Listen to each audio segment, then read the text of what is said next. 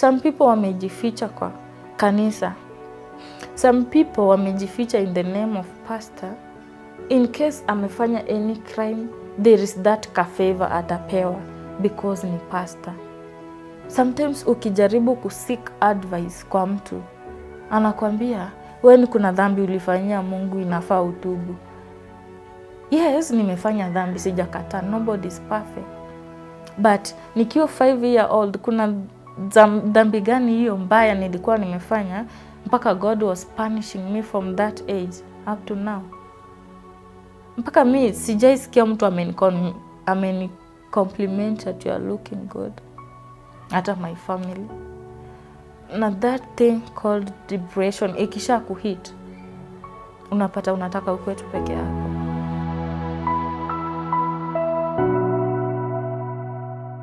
My name is Conjestar, Cheptoo Mwashy. I was born and raised in Western Kenya. Though I'm a Kalenjin, but tumelelewa pale Western. So I was born in a family of 4. We are 3 girls and 1 boy. Yeah, I'm a mother to a 3-year-old girl. And I'm 24 years old. Nimelelewa pale maisha ya chini kabisa. Yeah, my dad wasn't that responsible father. So which led to our kuishi ile maisha ngumu kidogo, because my mom was housewife, hakuwa anafanya kazi. So we had so many challenges growing up. Kwenda shule mguu tupu, kulalia miwa, you are just unakula miwa and then you sleep. Unangojea kesho ukunywe maji uende shule. Unapata school fees ni shida. You see, nyumba ni ile ya nyasi inanyeshewa ndani. So our life was very tough. Unaenda shule, hujafanya homework because hamukuwa na mafuta taa. Those times hakukuwa na stima. So ilikuwa life ngumu.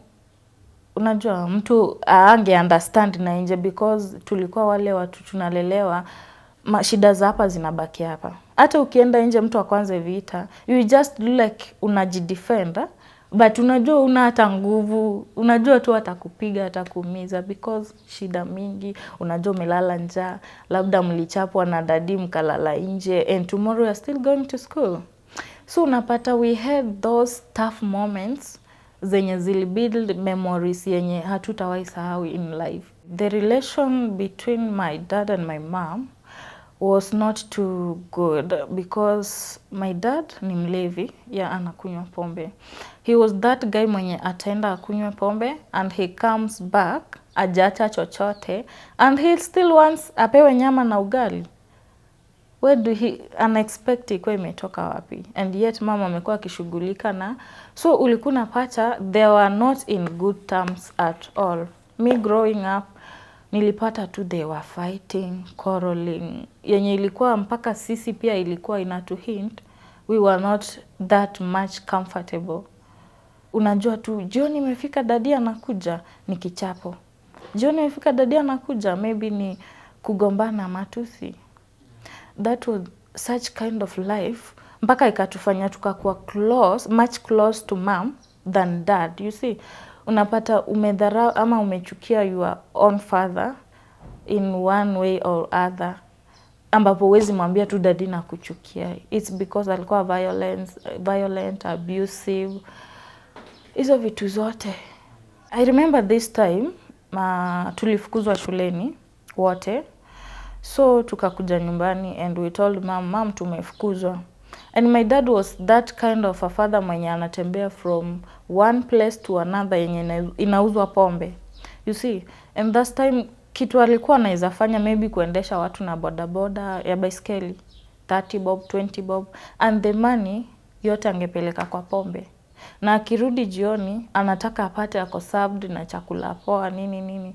So venye alikuja jioni, my mom told him, watoto wamefukuzwa shule and they need fees. Unajua mimi sifanyi kazi, and remember my mom had operation. So angefanya hizo kazi mzito. So my dad alitufukuza nje wote. Akatuambia, mnaniuliza, and then hata nyinyi mfanye kazi mpate pesa mpeleke shuleni. So unapata any that time you want to approach your dad in a proper manner, hata umwambie yes daddy tumefukuzwa school fees, hatuko na that father figure thing in our life, you see. So ilikuwa inatutrigger sana. Unapata you can't concentrate very well kwa shule. Juu nakumbuka tulifukuzwa. Juu ni sisi tunafanya mama yetu anapitia shida yote anachapwa. Understand? Maybe kama hangetuzaa, ange walk away aende. But she's here anavumilia because of us. Any problem ikitokea kwa sisi watoto ni yeye analipia. You understand? Na imagine mtu mwenye she was not that strong. Cause alikuwa na operation, anafanya kazi na njaa. So alikuwa tu kupigwa kila mara every time. Mi kwenda shule, it was still hectic. Because home, rejection. In school, rejection. Unapata ukuli vizuri nyumbani. Upate enough love from parents.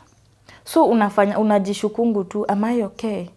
People could talk about me according to my outlook. They could call me names. I was very ugly. Hapo siwezi kataa. Because I was young, haujui chochote. So I had these two canine teeth were longer than the others, yeah. So they could call me wathog. They could call me vampire. They could call me any bad names that nishawaisikia hii dunia. So ilikuwa inafanya my self-esteem inakuwa very low kabisa. So most of the time ilikuwa inafanya mimi nikae peke yangu. Hii kitu ilibuild sana kwa wanafunzi hadi they will report me in, yani kila wakati mwalimu akikuja, nani alipiga kelele? Conjestar. Paka unashangaa mimi nimepiga na nani kelele, and yet nakaa peke yangu. Nafanya vitu zangu peke yangu. I have no friends. Utapiga na nani kelele, you see?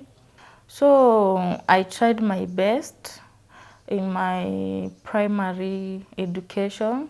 Though sikuanga good sana, but nilijaribu nikapita. I had 300 marks. Ambapo hiyo niliitwa kwa shule poa. So because I couldn't afford kwenda kwa ile shule mzuri kabisa yenye nilikuwa nimeitwa, I had to go kwa school yenye unatembea na miguu, going to school in the morning tena kurudi jioni. So nilienda huko nikasoma form 1, form 2. That's where pia niliona hii kitu ya rejection imeanza kurudi. You see, bado nilikuwa nimezoea ile kukaa peke yangu, but nimeanza kukutana na different people, at least wenye wanakushow love kidogo. But tunajua ladies mkiwa na that friendship huwa end up vizuri sana. So there is this time nikiwa form 2. Tulikuwa na some misunderstanding with my friend, yeah. So ika lead into a small fight. Hiyo small fight ilikuwa jioni tukielekea nyumbani jioni. The following day when I went to school, sijui kama ni the other girl alienda kunireport shuleni ama ilikuwaje. Nilienda kama nimeambiwa unahitajika kwa staff room. Mi kwenda, the principal told me go pick your bag and your everything, leave our school. So nilikuwa zileza, nimekosa nini? Akaniambia wanasema wewe ni you are a bad girl, you are a thief. Akasema all those bad things. Yes, I told her, wacha basi niende niite mama yangu, at least you can explain to her, I understand ni nini nafanya nafukuzwa shule. Nilienda home nikaita my mom. My mom akakuja shuleni. Wakaambia my mom, yes, this is good. Umefanya vizuri, umekuja kuchukua mtoto wako na mikono zako mbili.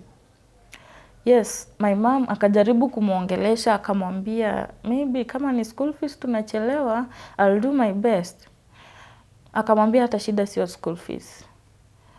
School fees kuna bursaries, kuna what you can apply apart, but the problem is your daughter ako very naughty, si msichana mzuri, ni mwizi, ni nini. Akasema all that bad names.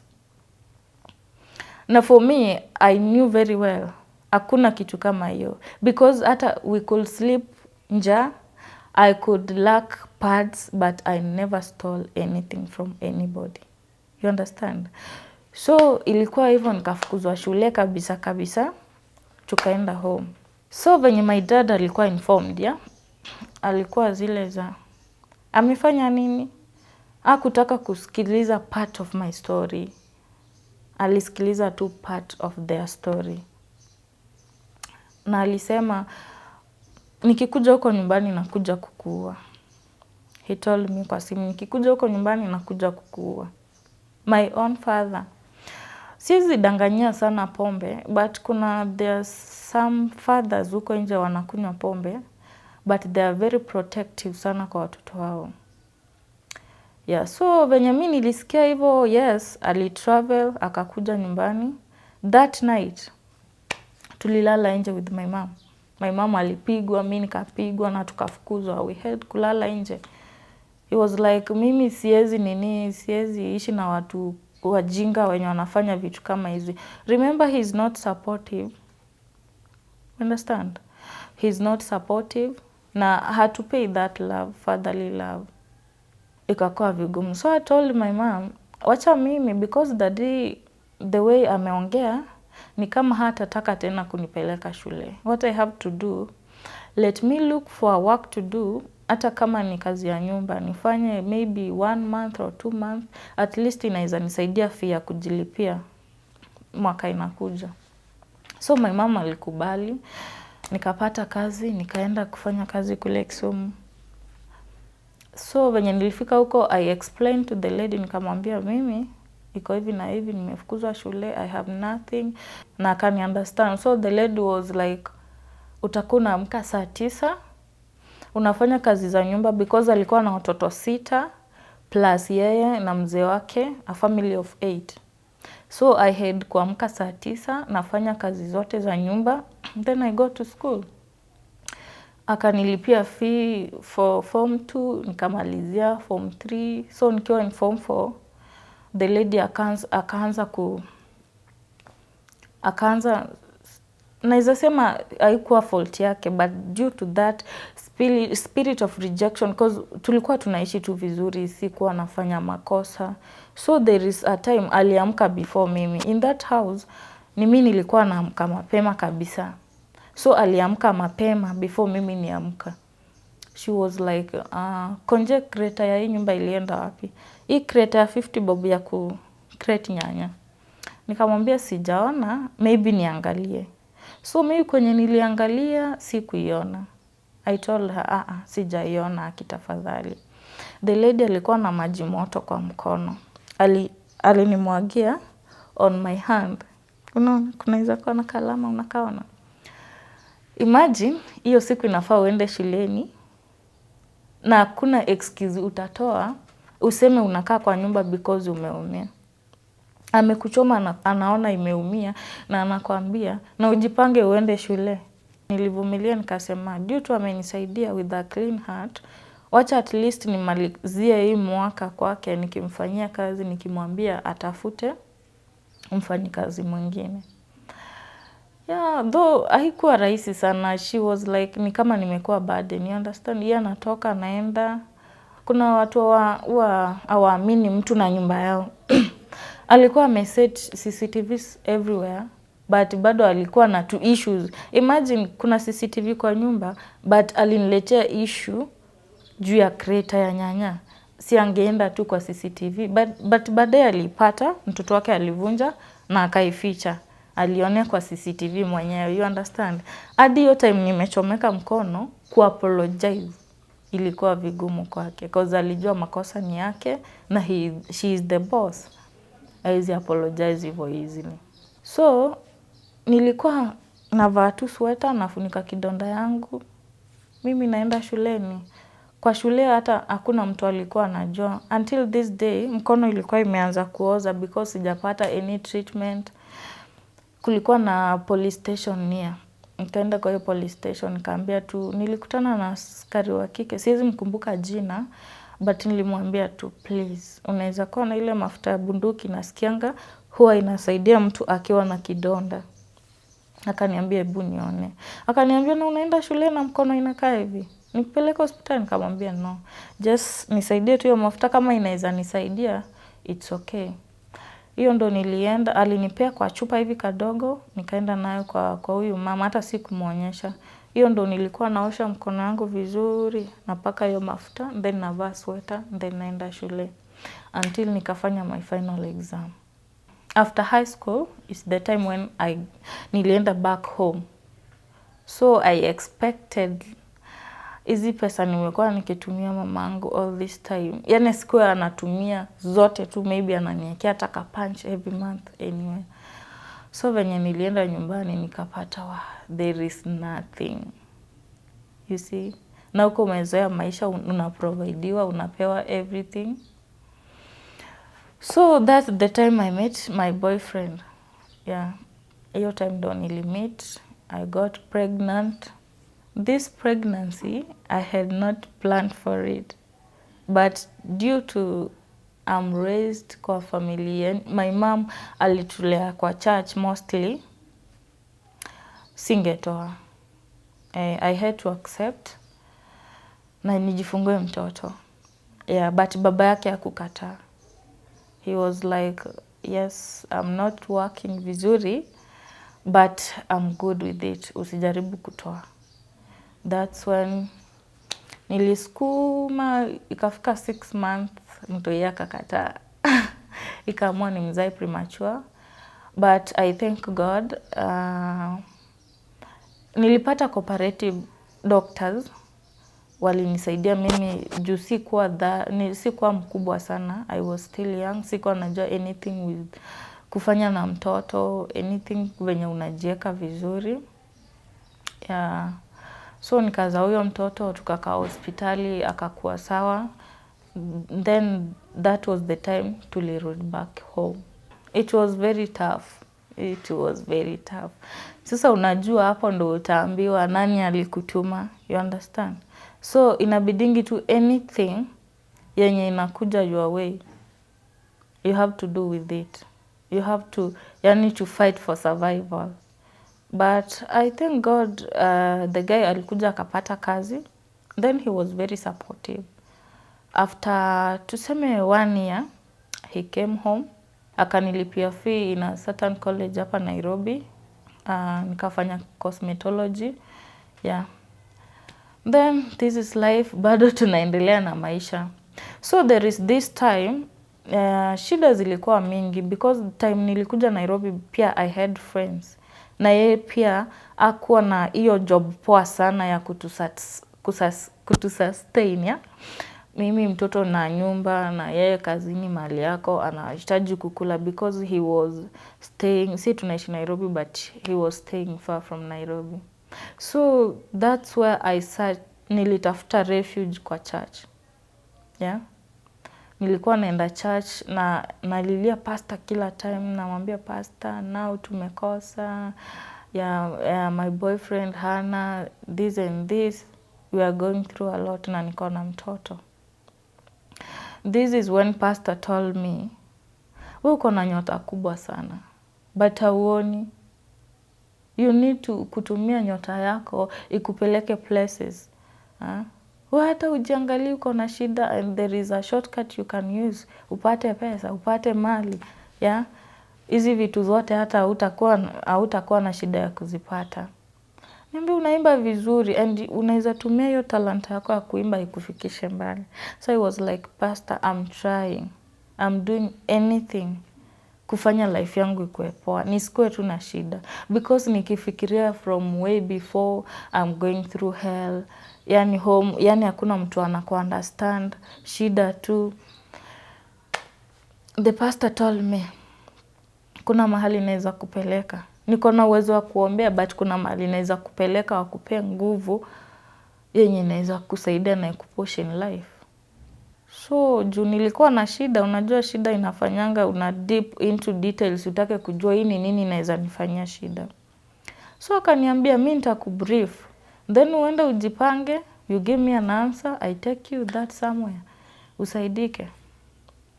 I was pastor. Niko ready. Hata kama ni huko Katoloni watu wanaendanga kuomba, just take me to that Katoloni, pia mimi niombe Mungu anisaidie. Because everything I'm doing, haiendi poa. Pastor was like, mimi nataka nikupeleke somewhere. Kule Tanzania, tutaenda huko, watakuwekea powers kwa ulimi because wewe ni msanii. watakuwekea powers kwa ulimi, unaenda unachanjwa na dawa, unaekewa hiyo dawa kwa ulimi. Then tunaenda place ingine, utapewa handkerchief ama Bible ama anything yenye itakuwa kama kismati yako. Akanibrief, akaniambia, and anytime, yani ile siku tunaenda huko, ile masharti utapata hiyo siku ndo utaishi nayo forever. So I was like, wanatolea watu damu? Hapana. Masharti ya huko inakuwa abnormal kidogo. Wanakuambia either unakuwa na intercourse with, yani either wazee ama vijana wadogo kabisa, ama ukue mtu unafanya mapenzi ya jinsia moja. Wanakupea abnormal, wanakupea abnormal conditions. You understand? That's why I came to know sex is something spiritual. Kuna watu wanatumia hiyo sex vibaya.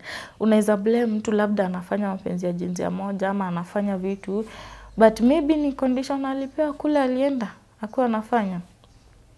So I was like, alafu kurudi, mimi nitakurudisha tu, but hiyo handkerchief unapewa huko, ukienda kwa concert uko unaizungusha, watu wanakupenda, utaiacha huko.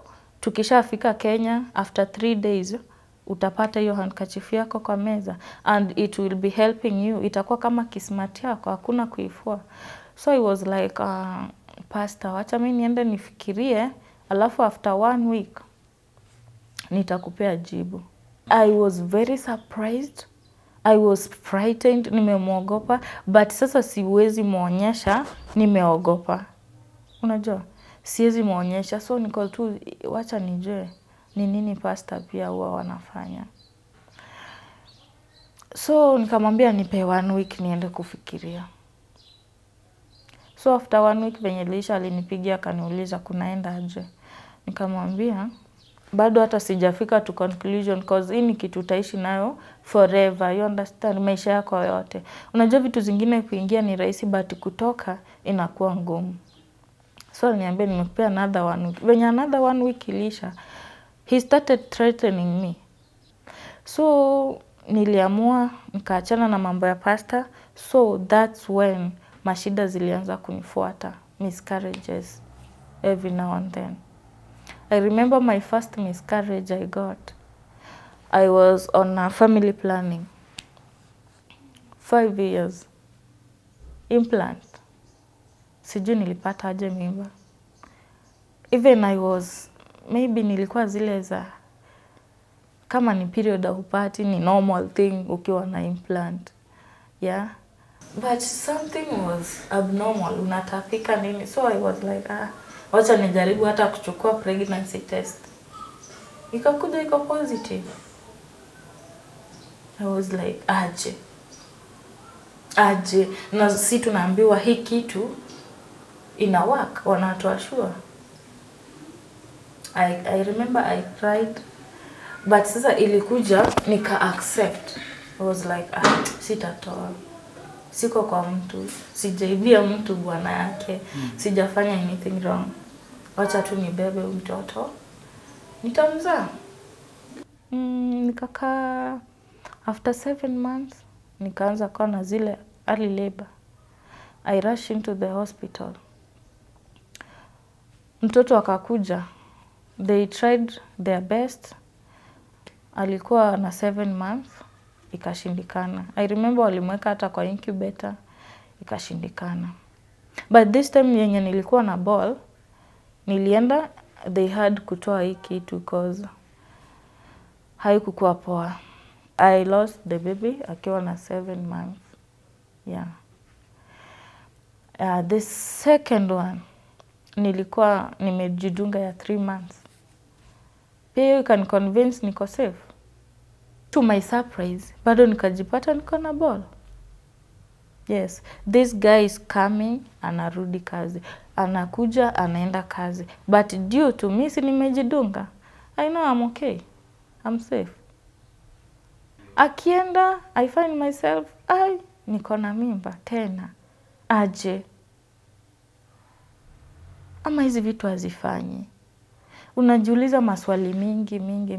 Anytime you are going to accept, I'm going to have this baby, ina happen tena. This second pregnancy nilikuja kujua ikiwa 3 months because hii 3 months inaisha na dawa ikiisha, you understand.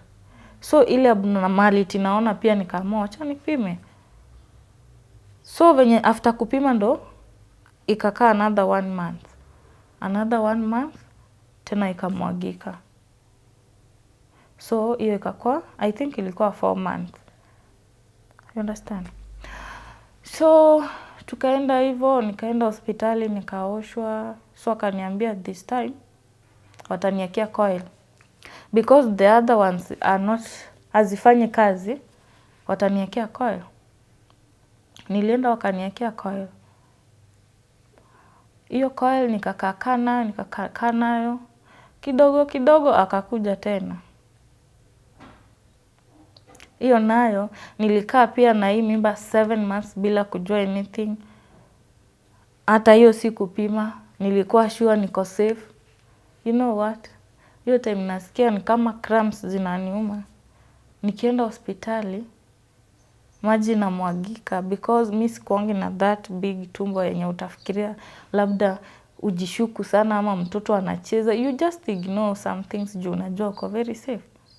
Hiyo kitu inapatikana maybe mtoto ameishika kwa mkono. Mpaka unakuja unashangaa, ai, kwani ni aje ili niamulia hivyo. So the third one ikakuwa hivyo. So the fourth one I was like, sasa nitakaa hivyo. Sasa nimetaka sasa mtoi cause maybe hizi zenye zinatoka, unajua miscarriage somehow inakuanga painful than kuzaa normal, you understand? Lazima upitie some process, uoshewe tumbo, umeze dawa fulani pia za kukusaidia. Sio normal kama. So the fourth one I was ready. Nilikuwa zile za wacha basi nizae mtoto mwingine, maybe it will help me heal. Hizi zenye nimekuwa nilikuwa maybe siko ready, but time na accept wacha mtoto akuje inakuwa ngumu. So I was ready, let me do it. Hiyo ikakuja ectopic pregnancy. Ile ni kwa mshipa. Mtoto anakuwa place haifai akue.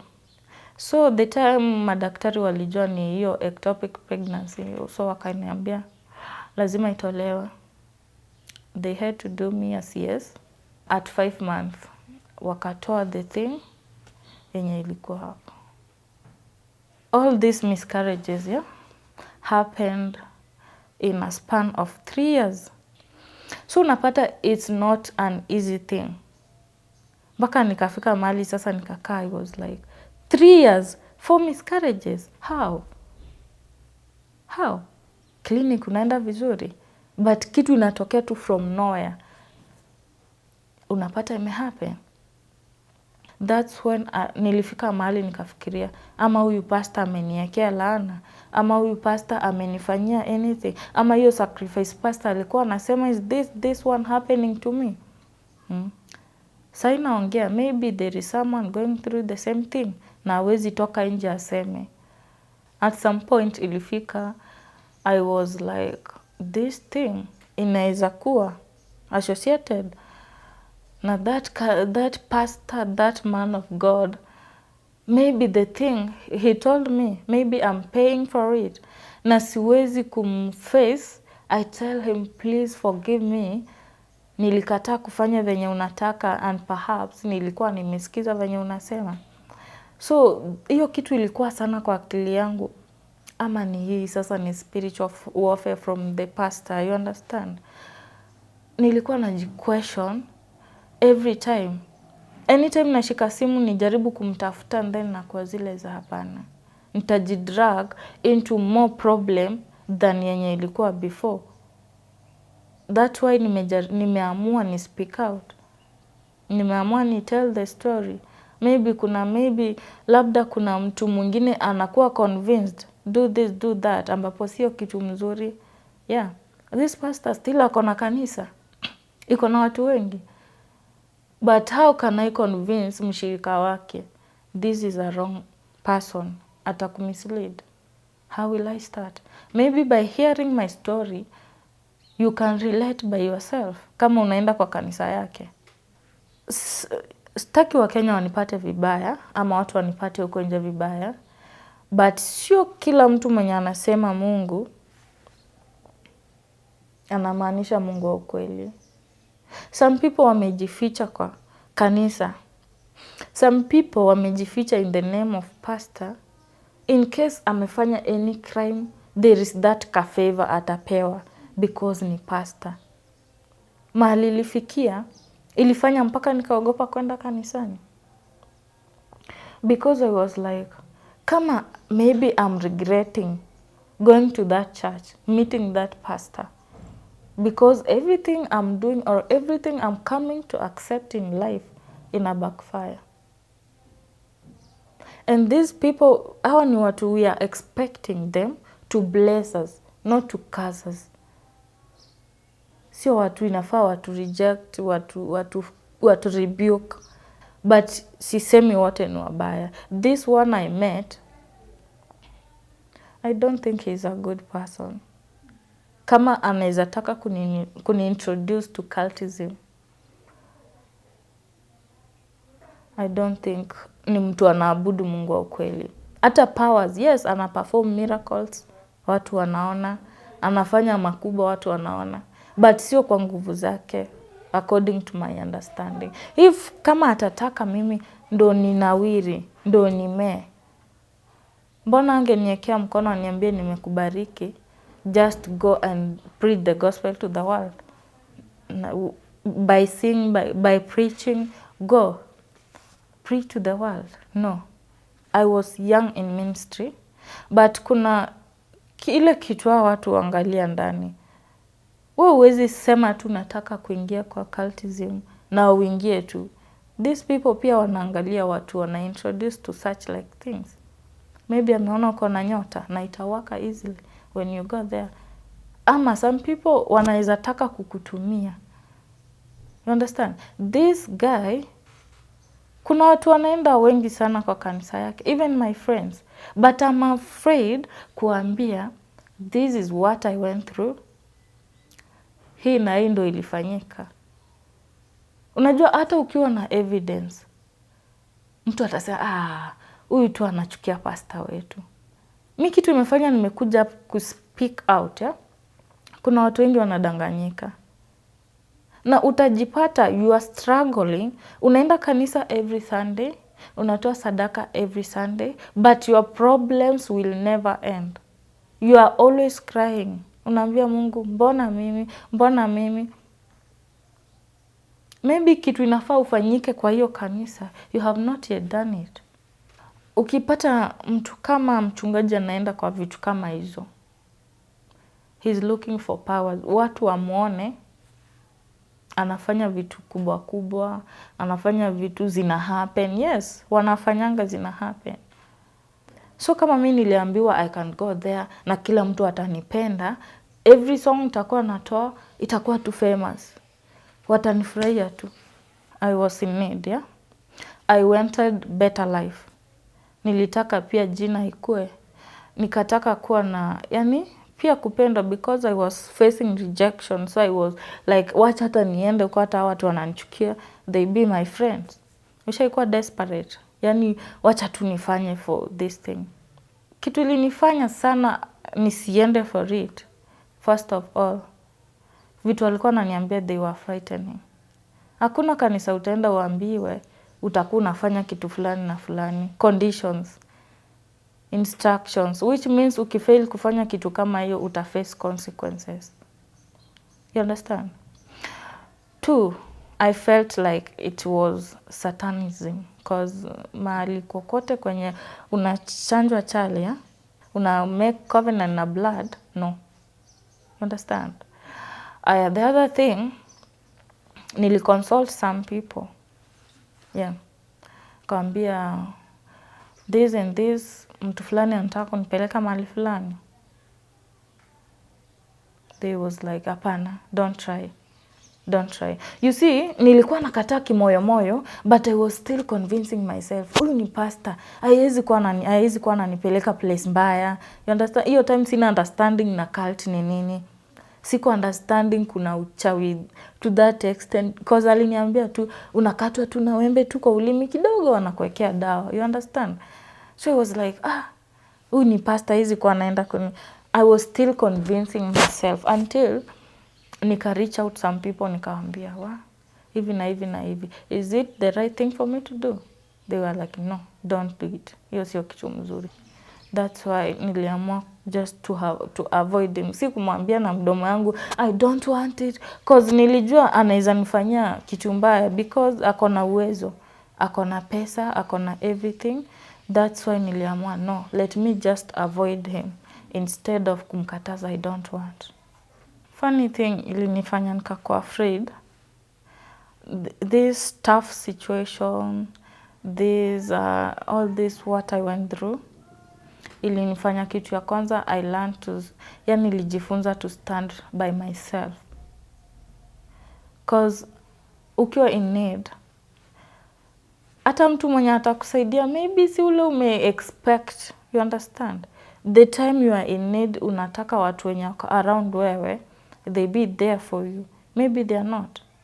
I respect my guy because he is always there. The time nataka kulia, I'll cry on him. Kama is something bothering me, ama kuna mtu amenichokoza, he'll just ataniambia tu mwachie Mungu. Even the pastor, he told me, achia pastor Mungu, God will deal with him.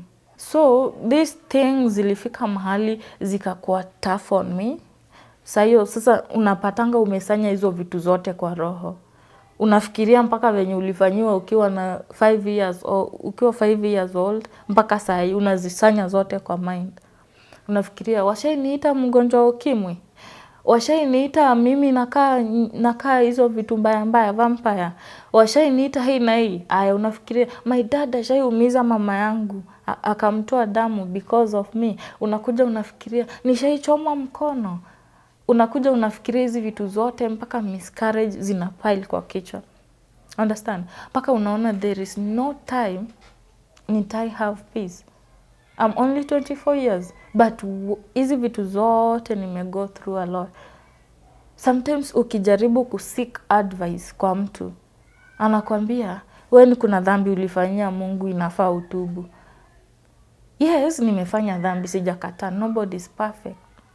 But nikiwa 5 year old, kuna dhambi gani hiyo mbaya nilikuwa nimefanya mpaka God was punishing me from that age up to now?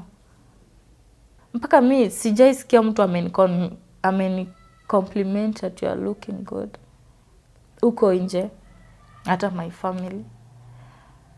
So unapata na that thing called depression ikisha kuhit, unapata unataka ukwe tu peke yako. You don't need any friend. Hata ukijaribu kuunda that friendship, anytime you are getting closer to other people, akianza tu kidogo unapata uwezi mvumilia hata kidogo.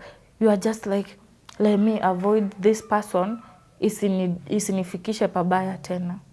Unapata unakuwa na suicidal thought. Yeah? That time niki have miscarriages, my boyfriend pia yeye alikasirika. He was like, mbona wewe huwezi jikinga? He knows well niko on family planning, but due to that pressure, kila time akiwa job anapigiwa simu ako hosi. You understand? Kila time akiwa job, yani ni shida tu after shida, mpaka ilikuwa ina affect my relationship. He's like, I'm tired, hata sasa nimechoka. You know what, you are going to be my wife, but I will not be doing anything with you, because anytime it happens, inaenda vibaya. So unapata bado your relationship is not going well. Pesa ndo hizo zinawestiwa kwa hospitali. Na pesa zikiwestiwa kwa hospitali, you will not be in a position ya kuhelp anybody. Mimi, they need me at home kwetu. Huwa wananiangalia. Na usipotuma pesa, now you are a bad person.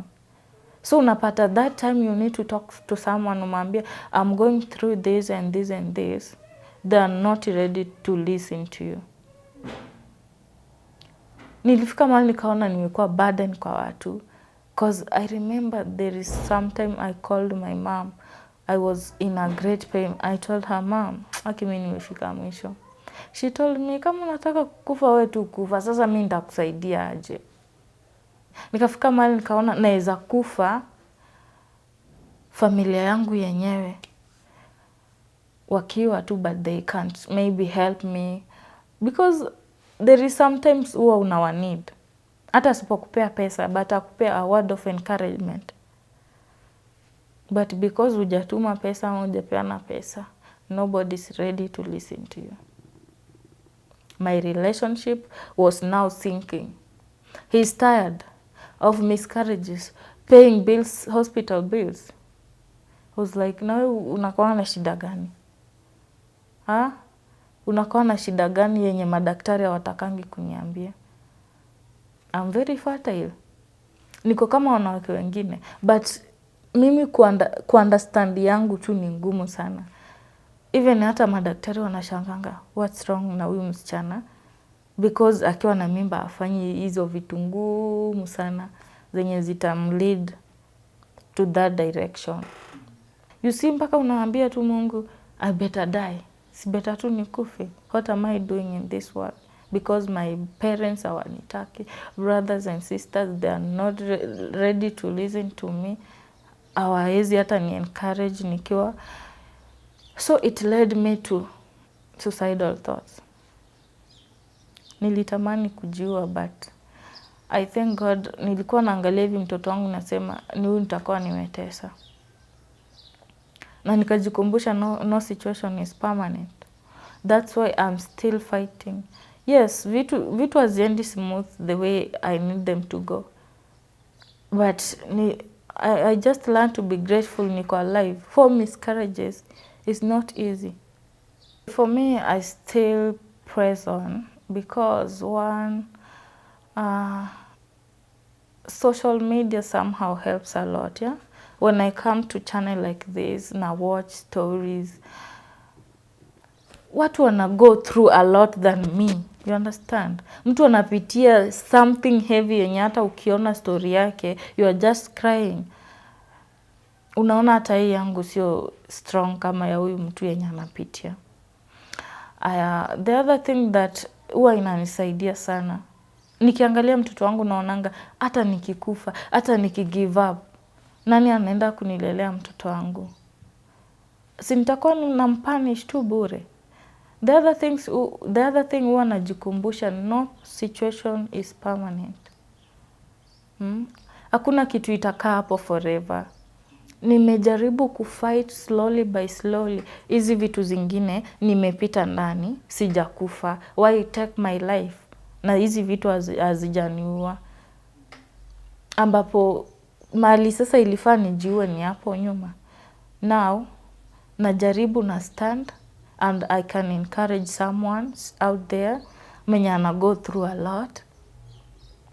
Kuna watu tu wanalala tu siku moja njaa wanapiga nduru.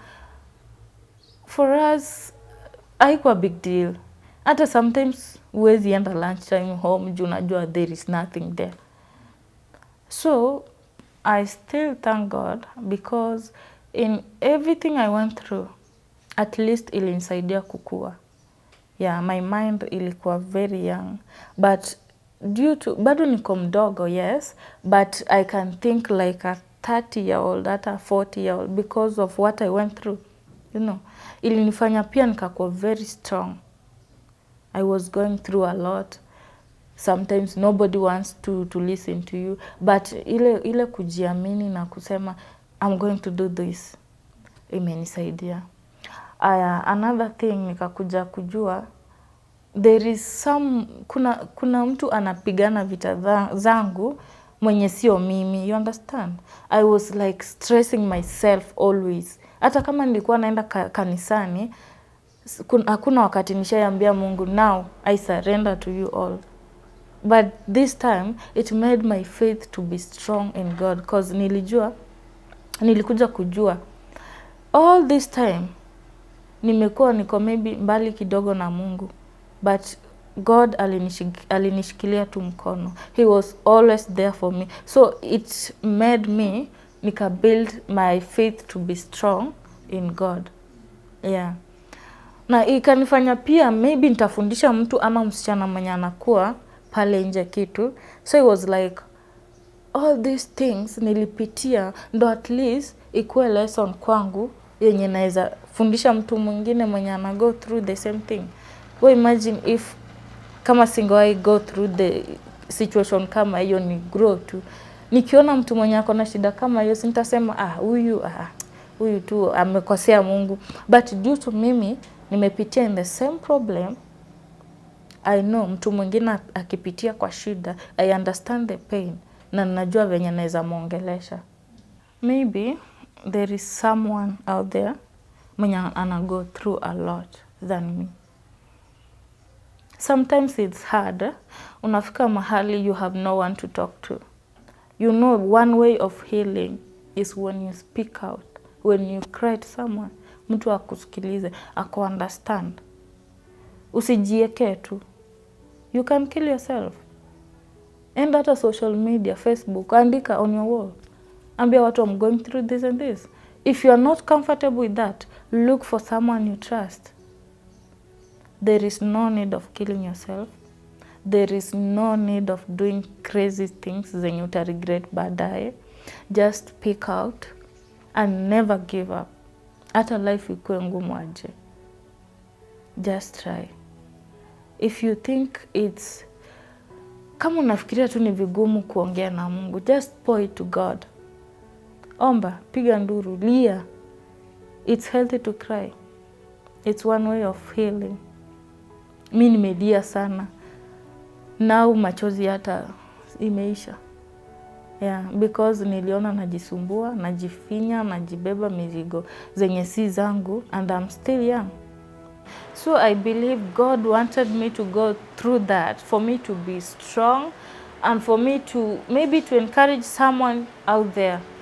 If you are going through a lot, maybe it's your time, but God is coming on his way to make you tell the testimony out there someday.